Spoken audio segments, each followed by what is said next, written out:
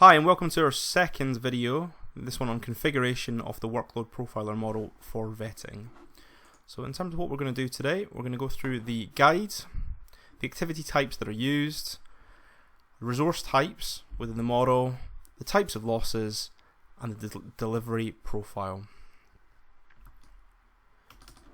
So when you've got your vetting model, into configure, guide. So the first thing you'll see here is the colors in the top left hand corner. So the colors indicate what is expected of you when you're using the model. So what does the model want in terms of data? So the green cells where you must enter data. The lighter green cells where you may enter data if you wish. Green, in terms of teal color here, selection from a list, i.e. on the right hand side here, the indicators list. Yellow signifies a requirement for a double click. So what will happen there is if you double click on there, that will show a pop-up which will allow you to, it's effectively a form that needs to be filled in. Purple is really important. So the purple ones are generated by formulas. So you don't need to worry about typing anything in there. They will be self-generated within the model. There's also a lot of white cells that you'll see throughout the model. These can be used to put your own comments in, and you can write in these as you wish. One thing to note on these models is you shouldn't be looking at all to insert or delete rows at any point throughout this the vetting model. That can have a serious impact on the model itself, so please don't try and insert or delete rows anywhere. Final point on this is just the general information, sort of best practice or very good practice of getting in the habit of documenting your modeling. So whether it's writing down where the data sources come from, referencing any assumptions that you've made, any meetings where decisions have been taken, or any information that you're missing, this section at the front here in the guide is always useful just to fill that in. And typically it's not necessarily going to help you today, it might not even help you tomorrow, but if you do come to this model in a year's time, or actually someone else comes to pick it up in a year's time or 6 months down the line, it's really useful to have this sort of metadata, so data about the model, in order for you to understand your thinking at that point. So very useful to get into the habit of filling out the front sheets here, just so that you can understand what scenarios you've been using, what assumptions, etc. So onto the activity types. There are 7 generic activity types that have been used within the vetting model: receipt, research, decide, admin, advice, others, and appeals. So each of these have got a tag, so one word, and then a bit more in the description that just gives a little bit more of an identifier around them. So those 7 have been locked down. These are generic that will be used for benchmarking. There are another 3 available. If your team do things that are slightly different or have parts of their process that don't fit with any of these activities, it can be captured in there. So bespoke 1, for example, might be something that you may need to use. Now obviously if you move away from the generic, it will be very difficult to do, or more difficult to do the benchmarking, but there's a balance here between having a generic model that can be compared and contrasted across each and every force, as opposed to having something that works for your particular team. So I would suggest trying using these additional ones sparingly, but if you do need them, they are there to be used. On to the resource types. So we've got 7 different resource types that we've put into the model, plus an extra 3 in here. When we've spoken with different vetting teams, there doesn't seem to be a standard job title, and as a result, different teams will have supervisors called managers, or managers, analysts, caseworkers, etc. So we put these in, but it's very much up to you as a team to specify where your people come from and how do they sit within this framework.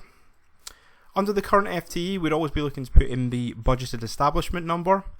So the comment here, FTE, which we're going to use for comparison.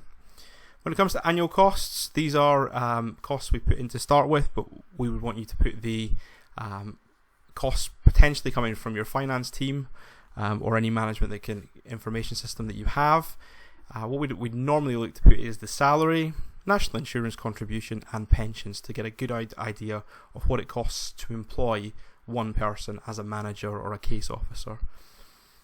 Onto the paid hours. So the paid hours is a function of the time that you're supposed to spend at work, or your contracted hours. So generally that would be 365.25 taken into account days per year, so taking into account the leap year, divided by 7 to work out how many working weeks there are, multiplied through by the contract that you're on. So either 40 hours a week for police officers or 37 for staff.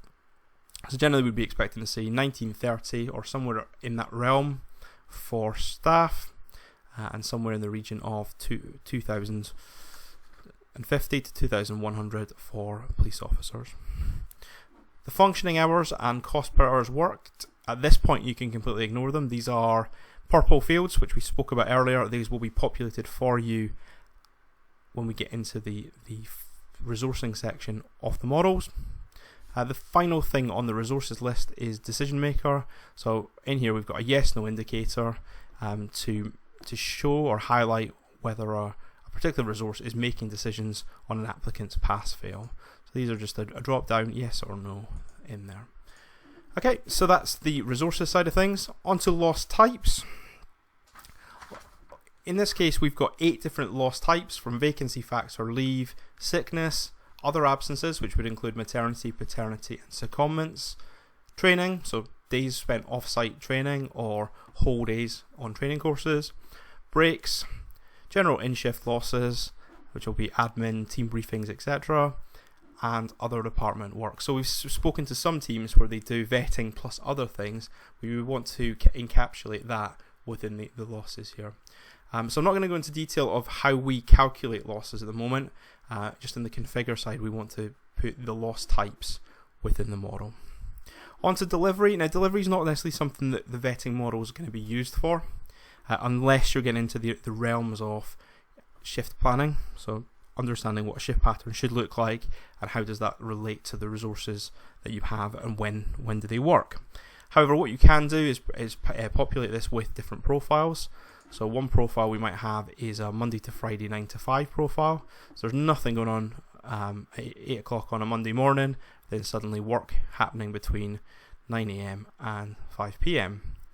Monday to Friday, nothing at the weekend. So that's one profile. Other profiles we might use to specify are 7 days a week, 8 till 8, or 24/7. Now, in terms of that, you've got the hours of the week down the left hand side, and you just need to put the numbers in there to specify the profile. So that provides an idea that if you wanted to use that later on, that can be helpful to show when work is done, and we'll talk a little bit about that later on.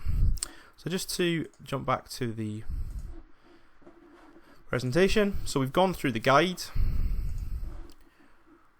We've talked about the activity types that are used, the resource types that we're using, specifying the types of losses, and delivery. Finally, we're going to finish just by talking through if you do need any assistance at any point in terms of how to get to some help. So processevolution.co.uk, onto the website, under the support button, and we've got the help desk. You can raise a new ticket there by filling in some details, send that on to us, and we'll try and get back to you as soon as possible. Thank you very much.